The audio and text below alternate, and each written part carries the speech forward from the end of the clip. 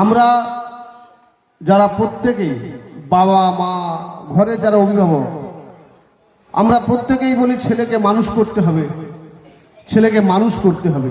আচ্ছা, আমরা মানুষ তো, দুটো পা দুটো হাত, আবার কি করে মানুষ করতে হবে? আসলে আমাদের মানবিকতা বোধ আস্তে আস্তে সমাজ থেকে হারিয়ে যাচ্ছে। আমরা লক্ষ্য করছি পাশের বাড়ির ছেলেটা 1.5 লাখ টাকা বেতনে চাকরি করে, আমার ছেলেকে 1.5 লাখ টাকা বেতনে চাকরি করাতে হবে।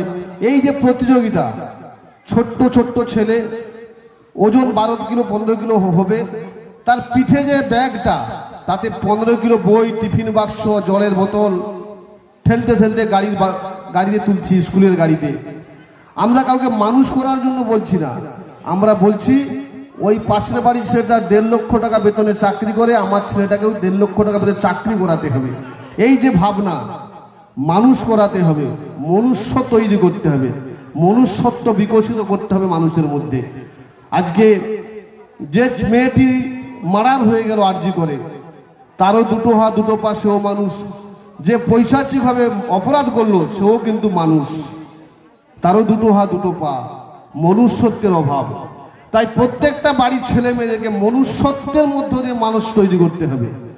তাই আজকে যে সবুজ সংঘের এই যে এত সুন্দর আয়োজন, এই যে মনসা পূজার মধ্য দিয়ে এ তো সামাজিক ক্রিয়া, পূজা অর্চনা হবে, নাটক হবে, অনুষ্ঠান হবে, যাত্রা হবে, সমস্ত কিছু হবে।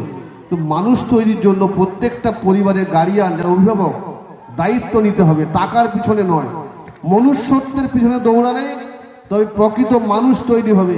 ওই ছেলেটা যদি প্রকৃত মানুষ তৈরি হতো, আজকে ওর দ্বারা একটা মেয়ে নির্যাতিত হয়ে খুন হতো না। আজকে শেষ বক্তা সম্মানীয় দীপঙ্কর বাবু।